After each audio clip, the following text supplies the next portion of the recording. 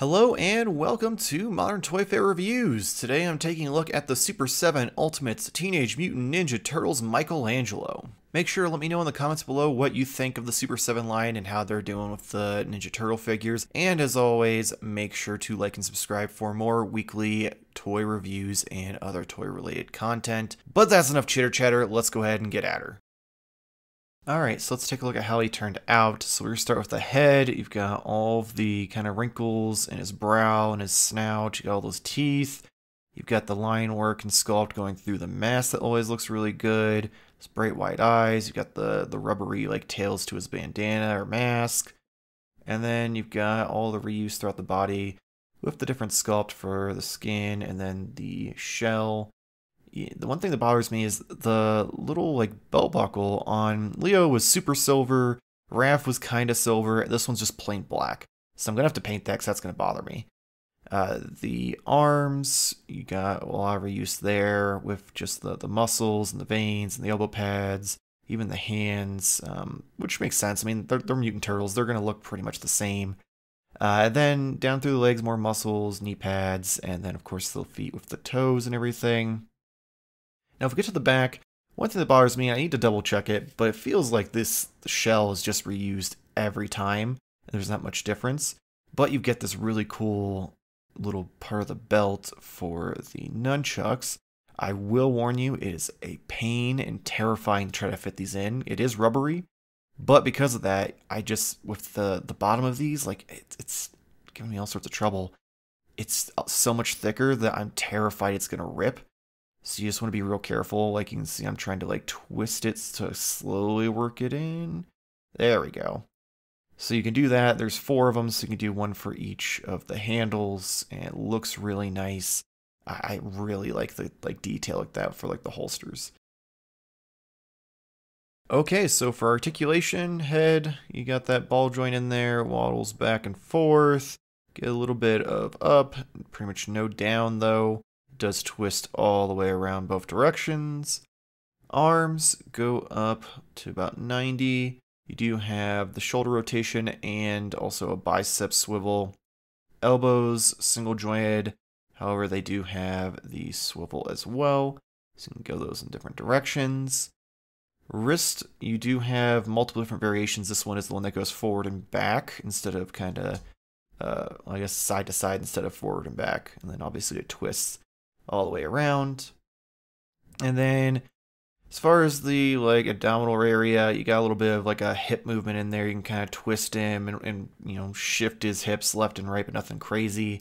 Legs go up past 90 all the way forward, decent amount back until it hits the shell there. And of course the swivel at the thigh, twist there, and then this bends to just under 90, but also has a swivel on it, so you can get different range for that. And where they really excel is with the ankles. They always go all the way forward, all the way back, and you can twist them so ridiculously in both directions.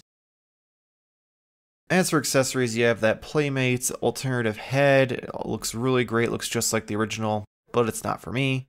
Then you have the weapons rack, again, very nice, very well representation of the Playmates figures. Then you get into the cool stuff. This is the pizza box with the pizza in there and the cheese stuck on top. It does annoy me that they're going with this like crusty cheese and they're kind of sticking with it after, you know, the really nice one from before. But it is what it is. And then it says pizza on the top and the sides. And of course we've got nunchucks. This is the kind of stiff, more like bendy plastic ones. So they are flexible, but they kind of terrify me. And the ones we didn't know we were getting are the ones with the actual like chains, which these are fantastic. I'm so glad that they threw these in. Then of course there's the grappling hook with a little kind of short cord, and same yellow and green on both sides. Then we've got the ninja star, the scythe, the ninja pokey thing, ninja stabby thing, and of course we get into hands where you have the gripping hands that go forward and back. And then we have the closed fists, which look great, just like the ones that came with Leo. And last but not least, we have the more like open, like reaching or grasping hands. Okay, before we do size comparisons, I want to show you the 3 turtles we have so far. So we've got Leo with that kind of like darker pale green. We've got Raph with the lighter green, which I really like. And then we've got Mikey with the super deep green. So they all 3 look great, definitely reminiscent of the original turtle figures. Now for size comparisons. So here they are, or here Mikey is with Rocksteady and Bebop from the Super 7 Ultimates line. I love how massive they made these two because they just tower over the turtles, and I think that's really how it needs to be, especially if you're a fan of like the IDW comics versus like the cartoons. I think this is really how it should be. And then we also have him here with the NECA movie Michelangelo, if he wants to stand. And then the NECA TMNT cartoon Metalhead. So as you can see, not a whole lot of height difference here. So these do scale a little taller than the NECA figures do as far as like general size. And then last up, we have the box art, which Super7 always is killing it. So you've got that bright green, you've got the manhole cover with Mikey's head, and then the nunchucks in it. You've got Michelangelo written at the bottom. Top says Ultimates, side is blank, back has Turtles logo, other side is blank as well. Take off the slip cover. And here you got that nice like yellowish orange background. You've got all of the really nice green like brickwork going through the sides and even across the top here. We've got the Turtles logo at the bottom, more bricks on the other side that look like they're like broken up. And then on the back, we've got just kind of a bio for Michelangelo. You've got some graffiti going across everywhere. Got the UPC and like warning labels at the bottom, Turtles logo at the top. So like I said, Super7 is just killing it with their boxes.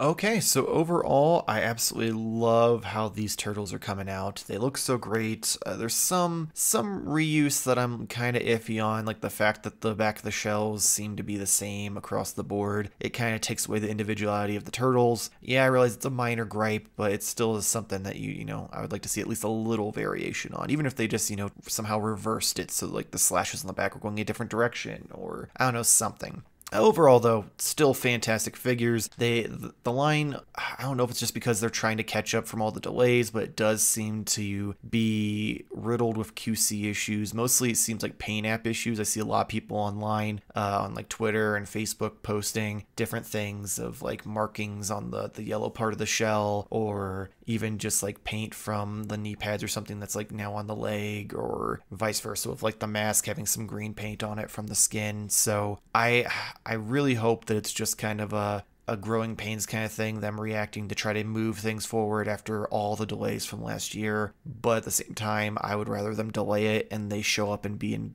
you know, good condition like the first couple waves were, than to kind of push forward with all these QC issues. But we'll have to wait and see how that turns out. Make sure to leave a comment below of what you think of the Super7 Turtles line, and make sure to subscribe for more weekly reviews and other toy-related content, such as coming up in this September, we will be starting our Toy Therapy, where we will go through and Jamar, Nate, and myself will interview different people throughout the toy community, other collectors, even other content creators. So also comment below who you'd like to see us interview for that. Also, make sure to hit us up on social media, Instagram and Twitter at Modern Toy Fair. You can search for us on Reddit. But hopefully we will see you next week, same toy time, same Toy Fair channel. Thank you for watching.